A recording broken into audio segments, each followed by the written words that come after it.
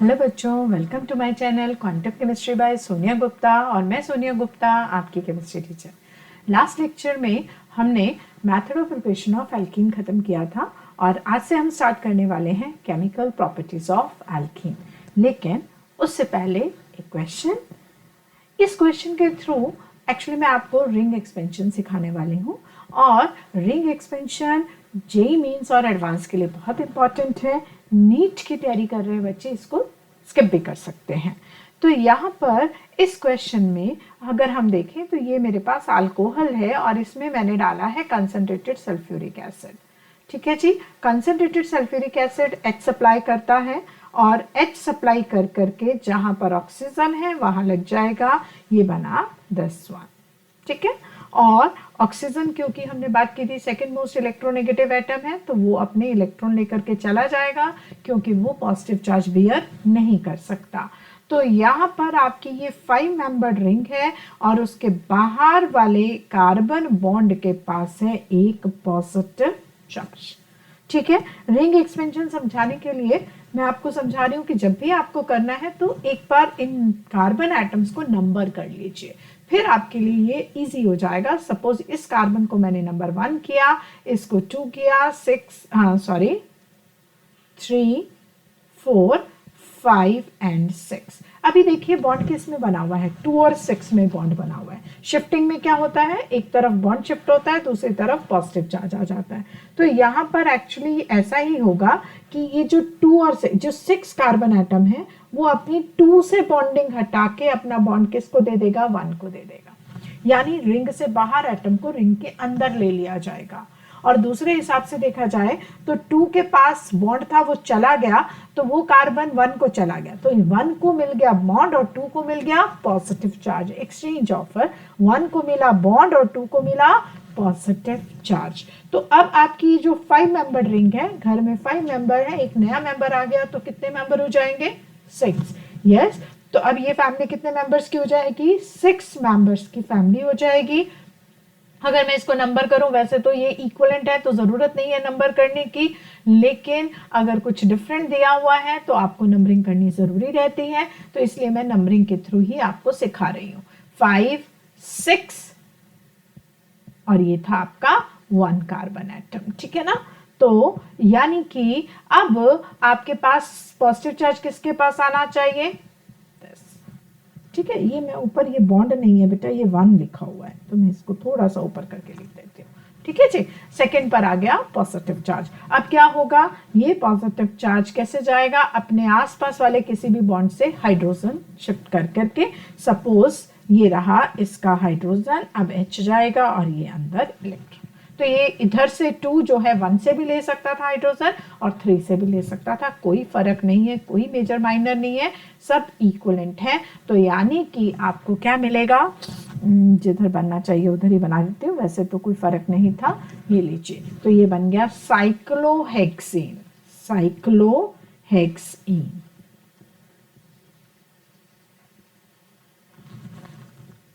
ठीक है जी, नोट कर लीजिए ये क्वेश्चन। आगे चलते हैं। अब हम हमारा आज का topic that is chemical properties of alkene. तो केमिकल प्रॉपर्टीज ऑफ एल्कीन, तो यहाँ पर एक प्रॉपर्टी जो हम ऑलरेडी कर चुके हैं, that is hydrogenation of alkene, यानी कि addition of hydrogen to alkene. आपको याद होगा हाइड्रोजनेशन के लिए हम कैटलिस्ट डालते थे, या तो रेनो-निकल होता था या सैबिटियर सैंड्रन से भी हम करते थे। तो हम लोग यहाँ पर वही करने जा रहे हैं।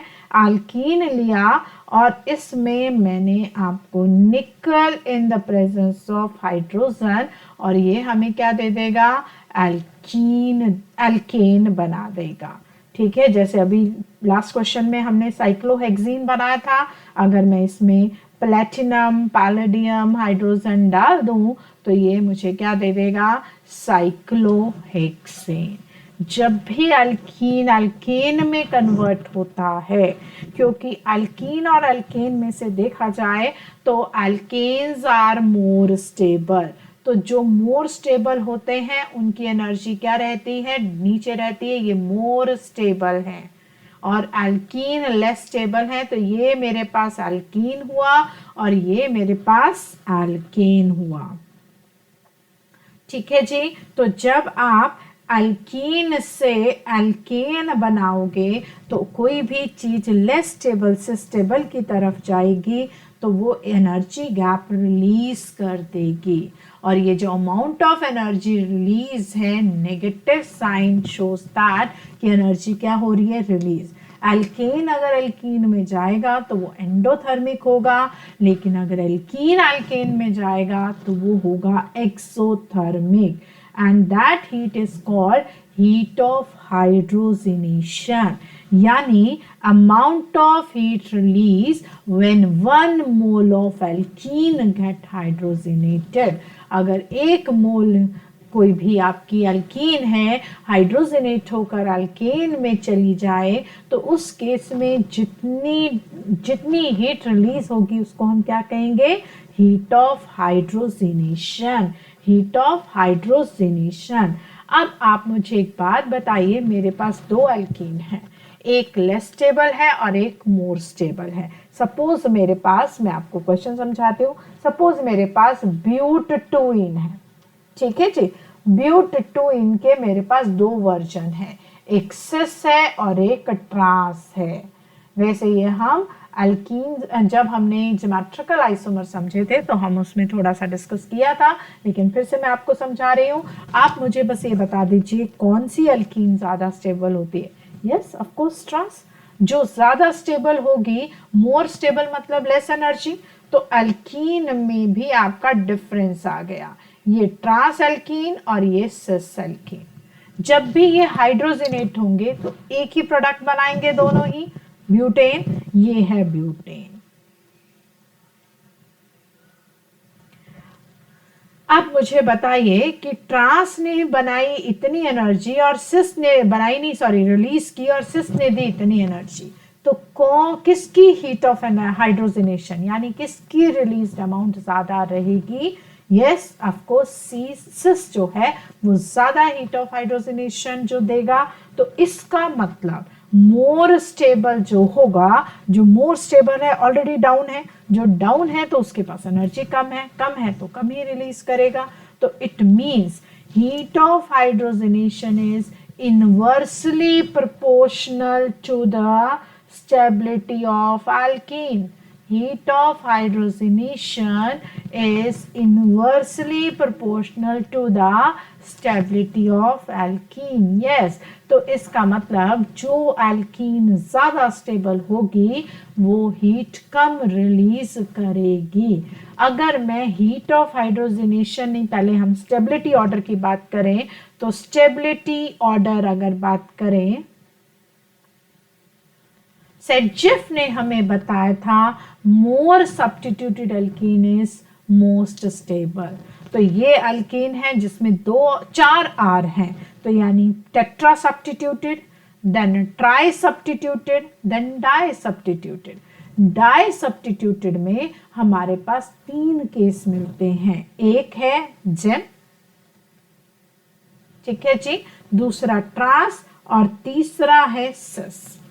इसमें से याद रखना है जेम वाला ज्यादा स्टेबल होता है, इसका रीजन मैं आगे भी आपको समझाऊंगी, लेकिन फिलहाल थोड़ा सा याद रख लीजिए, gem di substituted is more stable, then trans, then cis, उसके बाद मोनो सब्स्टिट्यूटेड और तीसरा है विदाउट सब्स्टिट्यूशन। तो बेटा अगर आपसे पूछा जाए ऑर्डर ऑफ हाइड्रोजनेशन, हम नेक्स्ट स्लाइड पे चल के काम करते हैं। हाँ जी, तो अगर आपसे पूछा जाए order of heat of hydrogenation, order of heat of hydrogenation, ये मैंने पूरा कंप्लीट लिख दिया, हीट ऑफ हाइड्रोजनेशन, तो R2 टेट्रा सब्स्टिट्यूटेड की सबसे कम रहेगी, फिर ट्राई सब्स्टिट्यूटेड की रहेगी, आ रही है बस समझ, फिर डाई सब्स्टिट्यूटेड में सबसे पहले मैंने बनाया जेम वाला, ठीक है, क्लियर है। उसके बाद आपको क्या मिलेगा, ट्रांस, ट्रांस मतलब सी डबल बॉन्ड, सी ये लीजिए, ये हो गया ट्रांसफॉर्म। फिर उसके बाद सिस फॉर्म, ये बना ली हमने सिस फॉर्म, ठीक है जी। फिर उसके बाद mono substitution, and last one is without any substitution, ethene. तो that is the order of heat of hydrogenation, जो कि एक इम्पॉर्टेंट क्वेश्चन है। आपको स्टेबिलिटी ऑफ एल्कीन भी पूछा जा सकता है और हीट ऑफ हाइड्रोजनेशन भी पूछा जा सकता है, विच इज इनवर्सली रिलेटेड, यानी जो स्टेबिलिटी का ऑर्डर होगा उससे रिवर्स ऑर्डर हाइड्रोजनेशन का रहेगा, ठीक है जी। तो stability of alkene via hyper conjugation via resonance आप बनाइए, ठीक है। और उसके बाद आप हीट ऑफ हाइड्रोजनेशन का ऑर्डर उसका रिवर्स बना लीजिए, क्लियर है। तो ये दोनों ही क्वेश्चन इंपॉर्टेंट है, समझना है क्या पूछा गया। एक और एक इसी फॉर्म में मैं आपको एक क्वेश्चन दे रही हूँ जी, सॉल्व करके बताइएगा। आपको बताना है maximum heat of hydrogenation.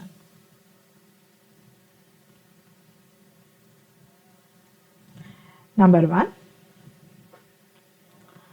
1,3 butadiene. First option मैंने आपको दिया 1,3 ब्यूटाडाइन, ठीक है जी। दूसरा मैं आपको दे रही हूं सिस ब्यूटीन, ब्यूट 2इन। नेक्स्ट है ट्रांसब्यूट 2इन एंड लास्ट वन इज आपको गिवन है दैट इज ब्यूट 1इन।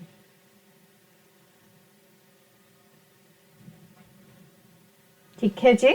इसमें आपको बताना है सबसे मैक्सिमम हीट ऑफ हाइड्रोजनेशन किसकी रहेगी, CH2 डबल बॉन्ड दिस, फिर उसके बाद सिस आ गया,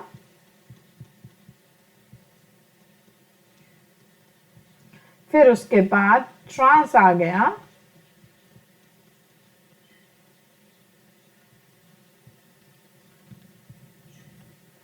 एंड देन आपके पास आ गया ब्यूट 1इन।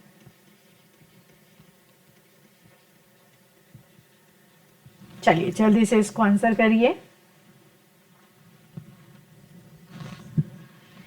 कहीं आप ऐसा तो नहीं सोच रहे हैं कि सबसे ज्यादा स्टेबल तो ब्यूटाडाइन कंजुगेटेड डाइन ये होगी और इसीलिए इसकी सबसे लेस होगी। अगर ऐसा सोच रहे हैं तो बिल्कुल गलत सोच रहे हैं, क्योंकि नो डाउट ये स्टेबल है, लेकिन यहाँ पर जब इसको हाइड्रोजनेट करेंगे तो 2 बार हीट रिलीज होगी, है ना, क्योंकि यहाँ पर 2 हीट्स रिलीज होंगी, 2 डबल बॉन्ड्स हैं।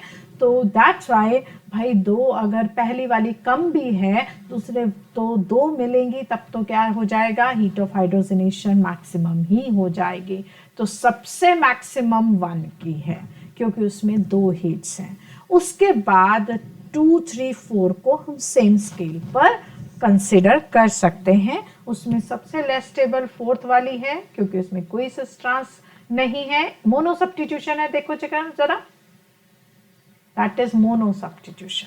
बाकियों में डाई सब्स्टिट्यूशन है। तो डाई में सिस वाली यानी सेकेंड और सबसे लीस्ट है वो होगी ट्रांस की। Is that clear? तो ये भी आपको ध्यान रखना है। It's a good question.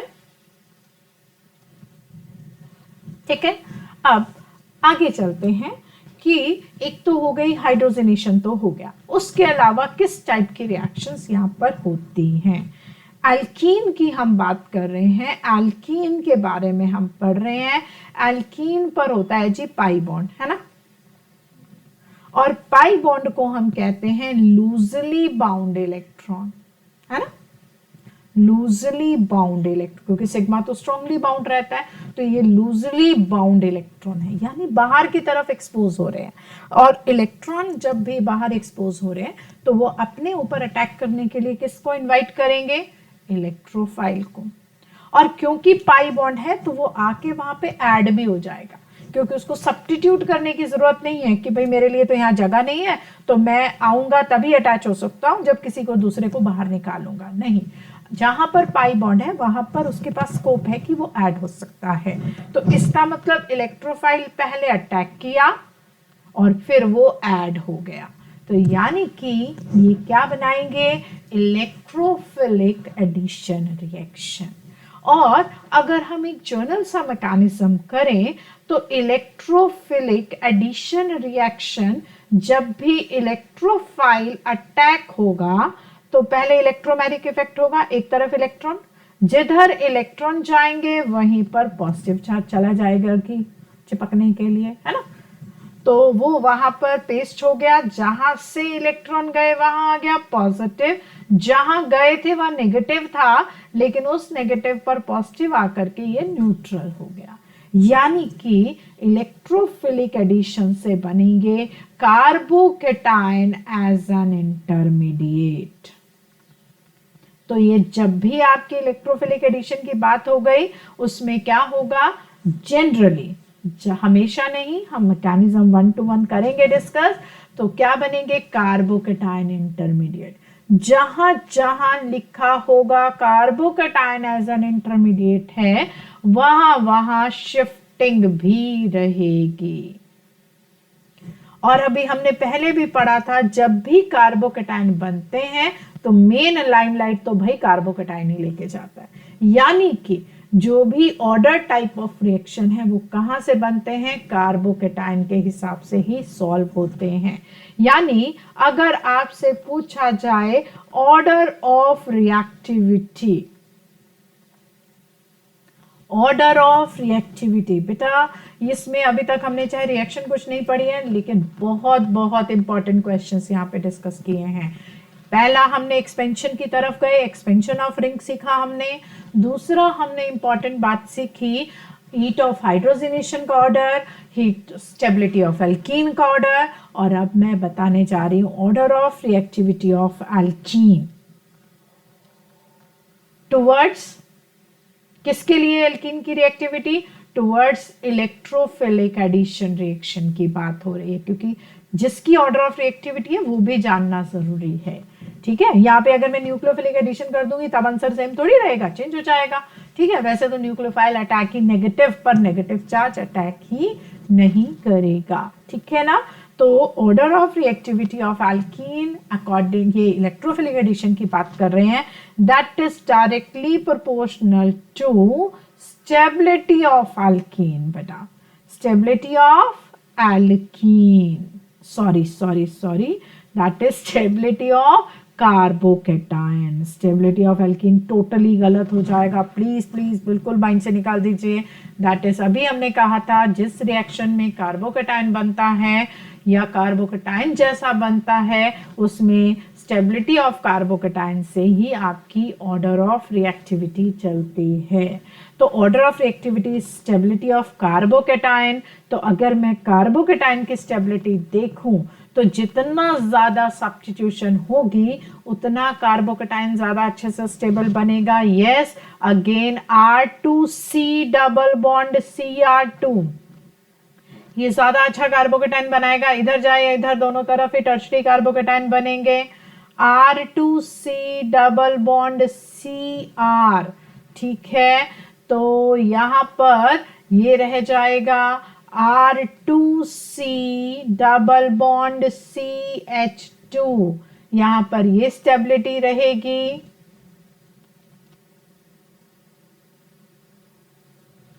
ठीक है जी, और उसके अलावा आपका डाई सब्स्टिट्यूशन में देखो, अगर यहां पर कार्बोकेटायन बनता है तो टर्शरी बनेगा, है ना, तो सिस ट्रांस वाले आ सकते हैं, लेकिन वहां पर सेम ही तरह की आपकी रहेगी CH डबल बॉन्ड CHR। ठीक है जी, ये आपका ये रह गया ऑर्डर।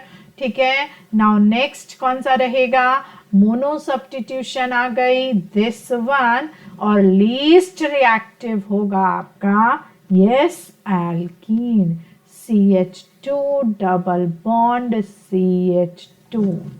ठीक है जी, तो यहां पर आपका रहेगा। अब आपके मन में एक क्वेश्चन आ रहा होगा, चलिए उस क्वेश्चन को मैं समझ गई हूं आपके मन में क्या क्वेश्चन आ रहा होगा, उससे हम जरा बात करते हैं। यहां पर H पॉजिटिव बना, R2C सपोज इधर अटैक कर गया, H एक तरफ अटैक करेगा और दूसरी तरफ बनेगा आपका पॉजिटिव चार्ज, टर्शरी बना यहां पर। ठीक है, और यहां पर आपके पास H पॉजिटिव अटैक करेगा, तो यहां पर मैं कार्बोकैटायन बना रही हूं यहां पर, और यहां पर डाल रही हूं हाइड्रोजन। हाँ जी, अब आप ये कहोगे कि अगर स्टेबिलिटी ऑफ कार्बोकैटायन ही मेजर प्रोडक्ट है, बिल्कुल है ना, तो उसी से आपने देखना है। तो ये देखिए, ये भी टर्शरी है, ये भी टर्शरी है, तो कॉमन बात हो गई, ये वाले हाइड्रोजन तो सेम हो गए। उसके अलावा यहां पर एक अल्फा हाइड्रोजन है और यहां पर 2 अल्फा हाइड्रोजन है। तो इस पॉइंट ऑफ व्यू से देखा जाए तो ये वाला जो आपका एल्कीन है उसका कार्बोकैटायन ज्यादा अच्छा बन रहा है, तो ये ज्यादा रिएक्टिव होना पड़ेगा। बट ऐसा नहीं होता, इनमें बहुत ज्यादा डिफरेंस तो नहीं है, ये तो हम मानते हैं, क्योंकि एक ही अल्फा हाइड्रोजन है। ठीक है, और अल्फा हाइड्रोजन से फर्क जरूर पड़ता है, तो बहुत मेजर डिफरेंस नहीं होगा। लेकिन यहां पर एक और फैक्टर है, इस केस में H पॉजिटिव के पास प्रोबेबिलिटी ज्यादा है, इधर अटैक करे या इधर अटैक करे, दोनों में टर्शरी कार्बोकैटायन ही बनना है। लेकिन यहां पर एक साइड सेकेंडरी और एक तरफ टर्शरी, कोई जल्दबाजी में सेकेंडरी की तरफ चले गए तो उनके पास ऑप्शन है ना लेस स्टेबल कार्बोकैटायन बनाने की, लेकिन यहां पर तो नहीं है, इस केस में तो नहीं है। तो that's why more probability of formation of, there is, मैं क्या लिखूंगी, more probability of formation of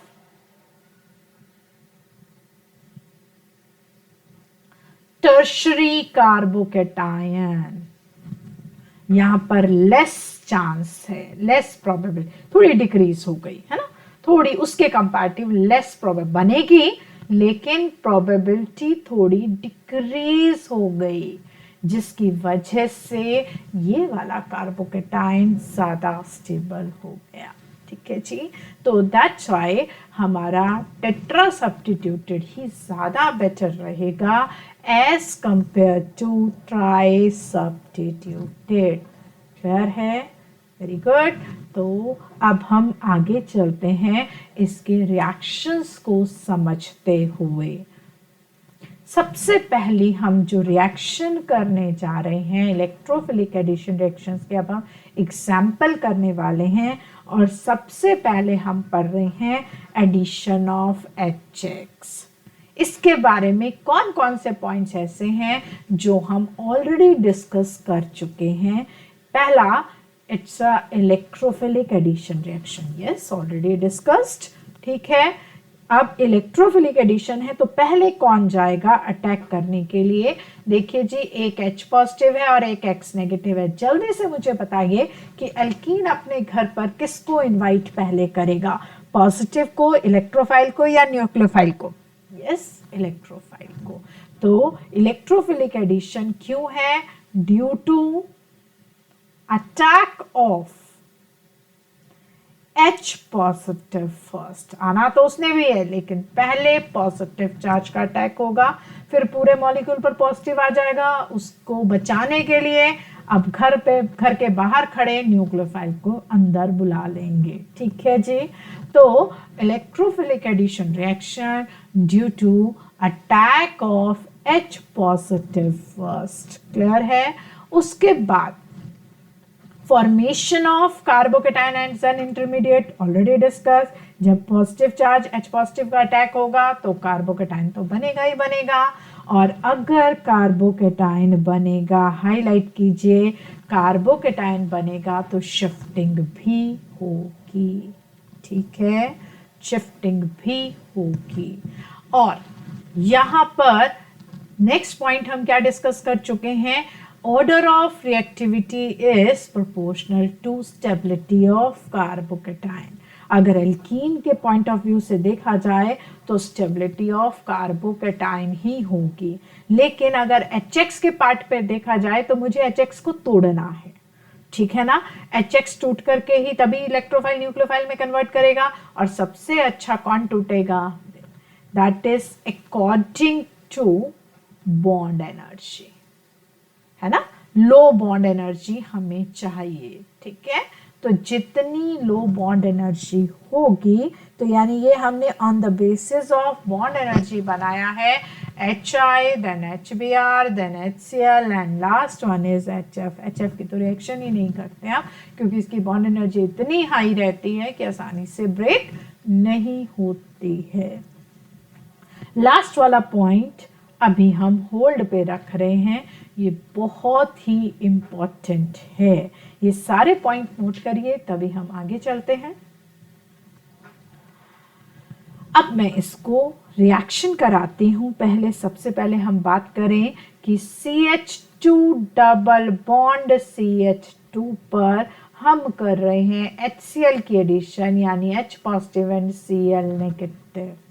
ठीक है, तो अब the part is that, question is that, किस कार्बन पर H जाएगा, किस कार्बन पर Cl जाएगा।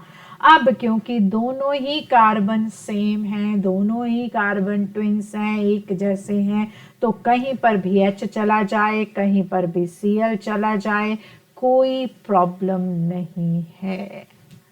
ठीक है जी, तो एक तरफ H भेज दिया और एक तरफ Cl भेज दिया। ठीक है, यहाँ पर हमें कुछ नहीं सोचना पड़ा। लेकिन अगर ये होता आपका दिस वन, अब मुझे सोचना पड़ना था, क्योंकि दोनों ट्विंस नहीं हैं, एक को मुझे H देना है और एक को मुझे इलेक्ट्रोफाइल देना है, दूसरे को न्यूक्लियोफाइल देना है।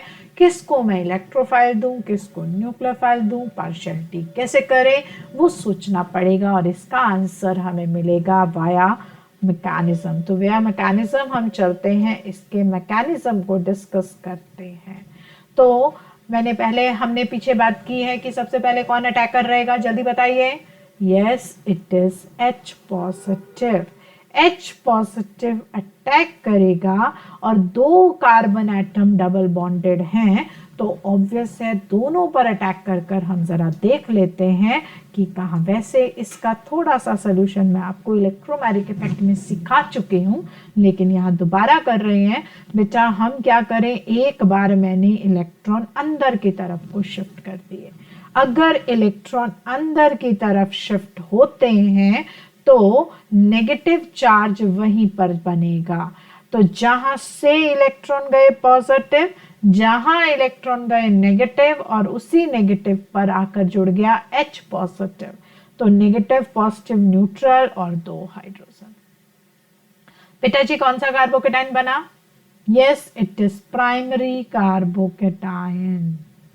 ठीक है, अब लेकिन अगर मैं इलेक्ट्रॉन बाहर की तरफ इधर होता, फिर केस चेंज हो जाता।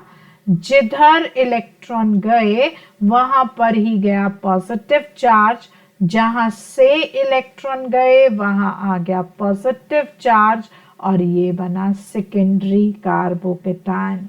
आई थिंक किसी को भी बताने में देर नहीं लगेगी कि that is more stable carbocation. तो यही कार्बोकेटायन मेजर में बनेगा, माइनर वो भी बनेगा, लेकिन मेजर में जो बनेगा आगे उसी के ऊपर हम करते हैं। जैसे ही पॉजिटिव चार्ज मॉलिक्यूल पर आ गया तो घर से बाहर बैठे हुए Cl नेगेटिव को उन्होंने अंदर बुला लिया, और यहाँ पर secondary alkyl halide as a product हमारे सामने आ गया। ठीक है जी, तो ये बन गया हमारा सेकेंडरी अल्काइल हैलाइड और ये है मेजर प्रोडक्ट। और माइनर प्रोडक्ट क्या है? माइनर प्रोडक्ट आपका होगा प्राइमरी अल्काइल हैलाइड। ठीक है जी, बताइए ये बात समझ में आई है? इसका मतलब हमने कार्बोकेटाइन, मेजर रूल हमारा यही है, कोई मार्क एंटी मार्क नहीं, मेजर हमारा यही रूल है कि जहां कार्बोकेटाइन स्टेबल बनना है उसी हिसाब से H पॉजिटिव अटैक करेगा। इन शॉर्ट साइंटिस्ट ने कहा, साइंटिस्ट ने हमें एक ट्रिक दे दी कि भाई H पॉजिटिव को उधर ले जाओ जहां पर ज्यादा हाइड्रोजन है। ठीक है, यानी उसने एक रूल बना दिया कि हाइड्रोजन उस कार्बन पर जाएगा जहां पर उसके हाइड्रोजन दोस्त ज्यादा रहेंगे। लेकिन इसका मतलब ये नहीं कि आप CH3 पर ले जाओ, भाई डबल बॉन्डेड कार्बन एटम की तरफ जाएगा। यानी कि electrophile goes to that carbon atom which has more number of hydrogen atom.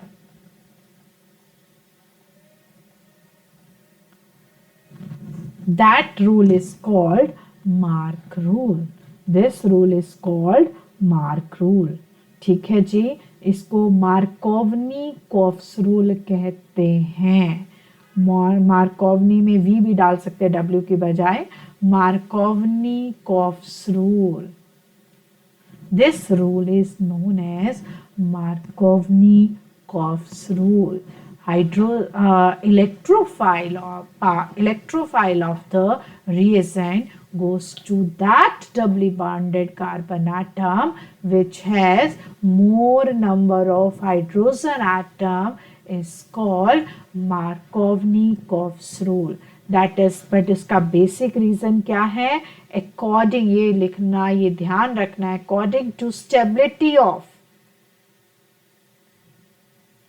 Carbocation.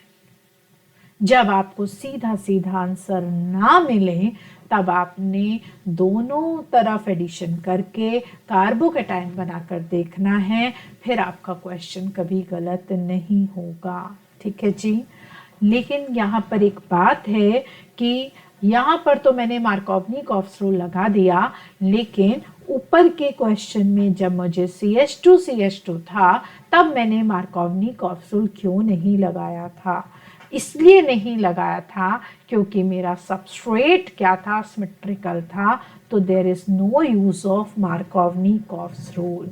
तो इसका मतलब अगर मैं क्वेश्चन डालूं कि ये दोनों रिएजेंट में किसमें मार्कोवनी-कॉफ्स रूल मिलेगा, जिसमें अनसिमेट्रिकल सबस्ट्रेट होगा। ठीक है, एक और पॉइंट भी है, रिएजेंट भी अनसिमेट्रिकल होना चाहिए, लेकिन इसको हम अगले एग्जाम्पल से अच्छे से समझेंगे। लेकिन मैं लिखवा यहाँ पर एक बार पूरी तरह यहीं पर देती हूँ, फिलहाल इतना नोट कर लीजिए। अब मैं यहां पर आपको लिखवा देती हूं, मार्क या एंटी मार्क भी लगाना हो तब भी, मार्क एंटी मार्क, यानी ये रूल तभी काम करेगा, will work if both substrate as well as reagent both are unsymmetrical। दोनों ही अनसिमेट्रिकल होंगे तभी आपका मार्क या एंटी मार्क फॉलो होगा। अब आप बोल रहे होंगे कि मैम आपने समझाया तो मार्क रूल है, आप एंटी मार्क की भी बात कर रहे हो। ठीक है, तो मैं जरा बताती हूँ, आपको कुछ क्वेश्चंस दे रही हूँ, क्वेश्चन फॉर्म में आपको समझाती हूँ, आपको बताना है कि यहाँ पर क्या आंसर होगा। हाँ जी, यहाँ पर मैं HBr की आपको एडिशन करने के लिए दे रही हूँ, करिएगा जल्दी से। और दूसरे केस में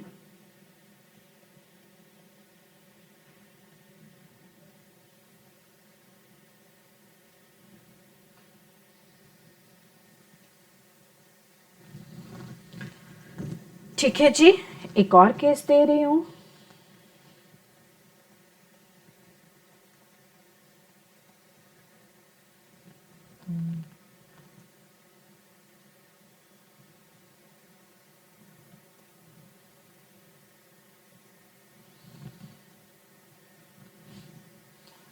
HI डाल देते हैं अब हम।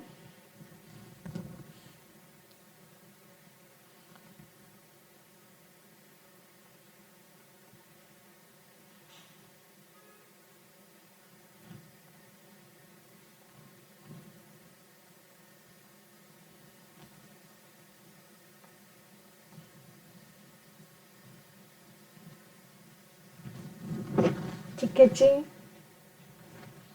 और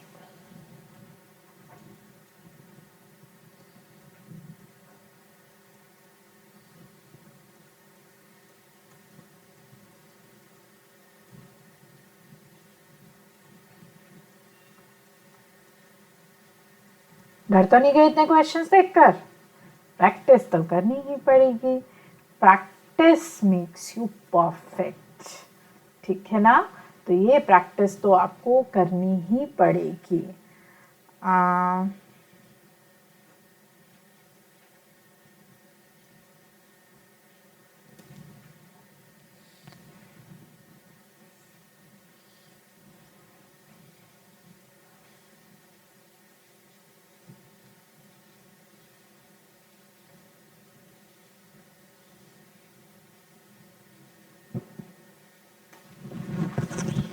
चलिए जी, घबराइए मत, मैं हूं ना। हाँ जी, चलिए हम स्टार्ट करते हैं। पहली बात तो ये बताइए, हमारे फर्स्ट केस में, that is first, second, third, मुझे जल्दी से बताइए कि क्या फर्स्ट केस में आप मार्क रूल लगाएंगे? No mark, no mark, no anti mark, कोई डिवीजन नहीं है, बिकॉज ये सिमेट्रिकल है। CH है, CH3 पूरा सिमेट्रिकल है, तो आप कहीं पर भी H डालिए, कहीं पर भी Br डालिए, आपकी श्रद्धा है जी, कहीं पर भी डाल दीजिए कुछ भी। तो चलिए, मेरी श्रद्धा जहां पर थी मैंने उस हिसाब से डाल दिया। नेक्स्ट केस में, हाँ जी, अब यहाँ पर आपने डालना है HBr। अब यहाँ पर देखिए जी, मार्क एंटी मार्क कैसे लगाओगे आप, है ना? CH हाइड्रोजन का तो डिफ्रेंशिएट है ही नहीं, यहाँ पर भी नहीं कर सकते। तो मार्क एंटी मार्क एक ट्रिक ऐसी है जो हर जगह अप्लाई हो ये जरूरी नहीं है। हाँ, most of similar simple questions में लग भी जाएगी, बट अदरवाइज अल्टीमेट तो आपको कार्बोकेटाइन बनाकर ही देखना पड़ेगा। जब भी आप अपनी अल्कीन पर कुछ डिफरेंस सा देखो, ठीक है, या फिर आप कुछ भी डिफरेंस देखो कि आपको नहीं समझ में आ रहा है, तो मार्क एंटी मार्क के भरोसे ना रहे, सीधा कार्बोकेटाइन बनाकर देखें। तो यहाँ पर मुझे बेंजीन एक नया चीज मिल गया, तो मैं यहाँ पर मार्क एंटी मार्क रूल के भरोसे नहीं रहूंगी, मैं सीधा कार्बोकेटाइन बना करके देखूंगी। एक तरफ यहाँ कार्बोकेटाइन बनाया, इधर सिंपल हाइड्रोजन डाल दिया, और दूसरी तरफ हमने इधर कार्बोकेटाइन बनाया। समझ में आ रहा है ना? तो यहाँ पर CH पॉजिटिव। अब मुझे जल्दी से देखें कितनों को रेजोनेंस याद है। सॉरी, आंसर तो मैंने दे ही दिया, सॉरी। कितनों को GOC याद है? नहीं याद है तो फटाफट उसका रेजोनेंस लेक्चर या फिर रेजोनेंस को एक बार रिवाइज जरूर कीजिएगा। हाँ जी, तो यहां पर आप देखें तो देयर इज रेजोनेंस। कैसे है रेजोनेंस? चलिए मैं खुल करके आपको एक बार फिर से बता देती हूं।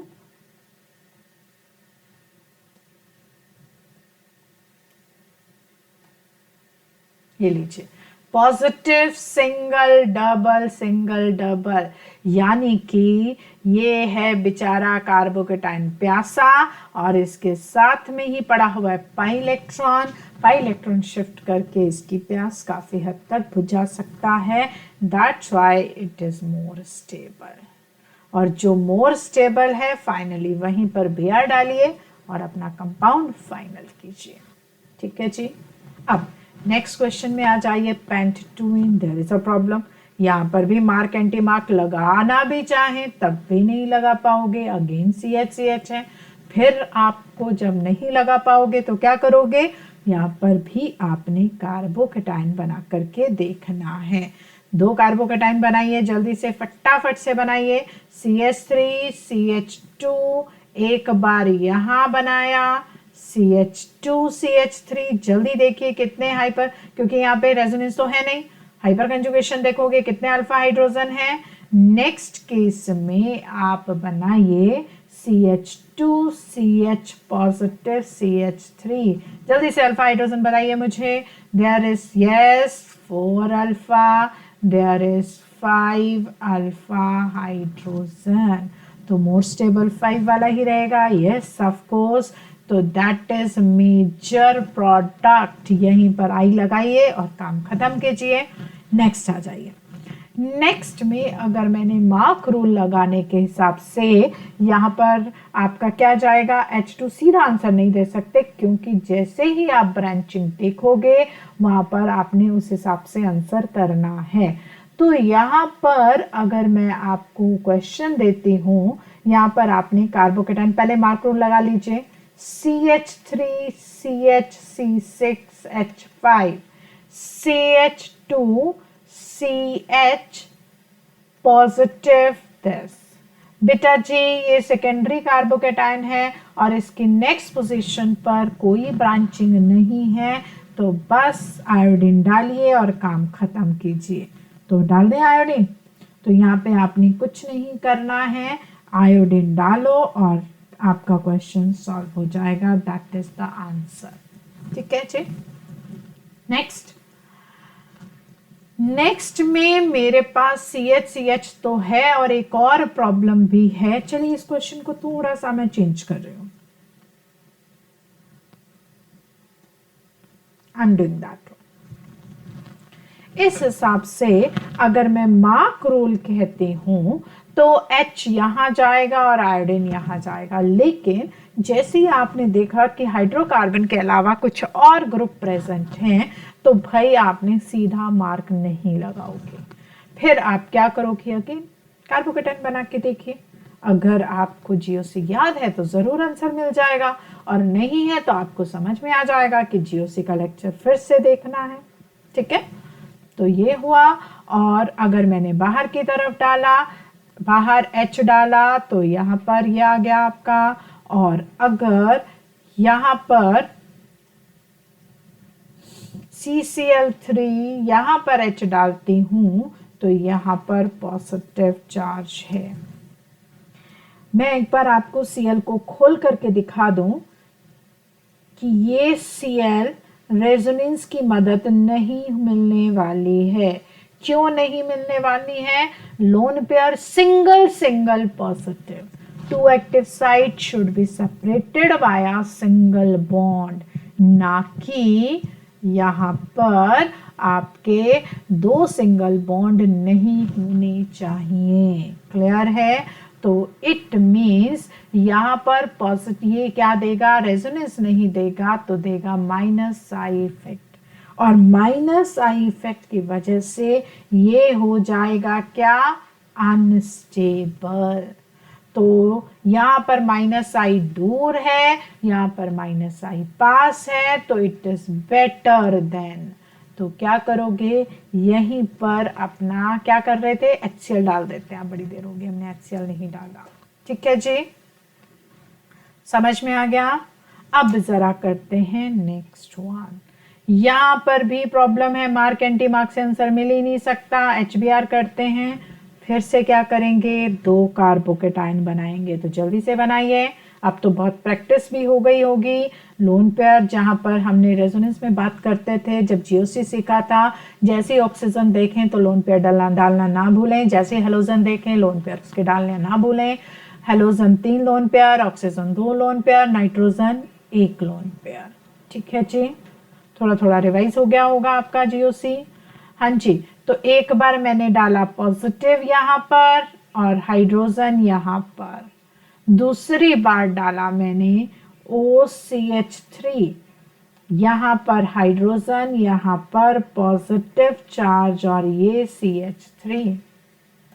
ऊपर वाले क्वेश्चन में एक बात और मैं कहना चाहूंगी, यहां पर देखिए आपने according to the mark rule ये था,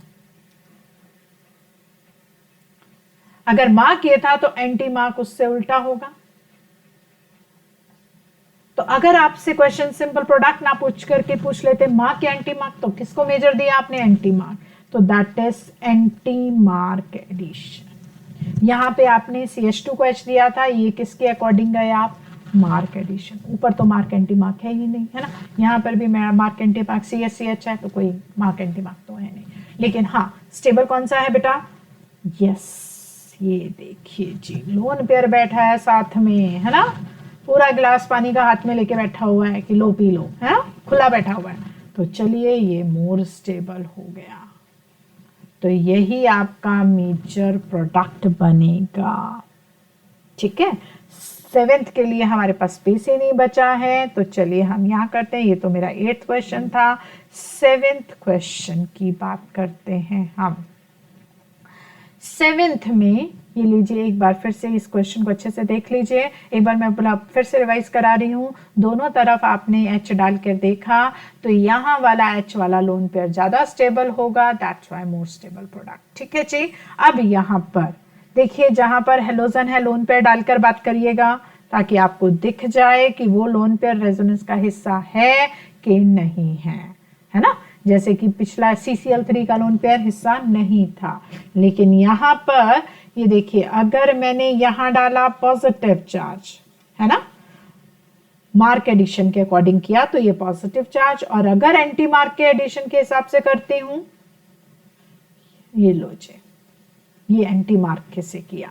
मार्क मतलब हाइड्रोजन को वहां डाला जहां पर ज्यादा हाइड्रोजन थे, और एंटी मार्क मतलब हाइड्रोजन को वहां डाला जहां पर कम हाइड्रोजन थे। तो ये आपका मार्क था और ये आपका एंटी मार्क था। दोनों में से बताइए कौन सा ज्यादा स्टेबल है बच्चे? यस, लोन पेयर दिखाना, बना हुआ था तो आसानी से दिखेगा, नहीं तो फिर बाद में मुश्किल हो जाएगी। तो यानी कि ये ज्यादा स्टेबल है, तो यानी मार्क। और इसका नाम याद है, विनाइल क्लोराइड, ये भी इंपॉर्टेंट है, विनाइल क्लोराइड। ठीक है, तो दैट इज विनाइल क्लोराइड। ठीक है जी। तो चलिए अब नेक्स्ट करते हैं। यहाँ पे ट्रिपल बॉन्ड है, वैसे तो अल्काइन हम दोबारा भी करेंगे, बट ठीक है, यहाँ पर no mark no anti mark, no mark no anti mark, क्योंकि ये सिमेट्रिकल है फिर से, है ना। तो इसका मतलब एक तरफ हाइड्रोजन गया, डबल बॉन्ड आ गया ट्रिपल से हटकर, फिर ये आ गया Cl, ये विनाइल बन गया। याद है ना, विनाइल क्लोराइड में तो हमने पहले ही बात कर चुके हैं, दोबारा बनाने की जरूरत ही नहीं है कि विनाइल क्लोराइड में मार्क रूल ही लगता है। तो मार्क में हाइड्रोजन वहां जाएगा जहां पर ज्यादा हाइड्रोजन है, Cl वहां जाएगा जहां पर कम हाइड्रोजन है, CH3 CH Cl Cl। इस हैलाइड को पहचाना, जेम डाई हैलाइड। नाम की भी बात हमने की थी, जेम के केस में नाम क्या रहता है? डीन वर्ड लगता है, यानी कि इथाइलिडीन डाइक्लोराइड। ठीक है जी, इथाइलिडीन क्लोराइड। ठीक है, तो बाकी हम नेक्स्ट लेक्चर में कंटिन्यू करते हैं। आज के लिए इतना ही। ये लीजिए जी, आप चाहें तो इन सारे क्वेश्चंस को एक बार नोट कर लीजिए अगर कोई आपका रह गया है। And thank you very much. Next lecture में हम इसको आगे कंटिन्यू करेंगे, इसी से रिलेटेड कुछ और क्वेश्चन डिस्कस करते हुए अगली रिएक्शंस स्टार्ट करेंगे। Thank you very much.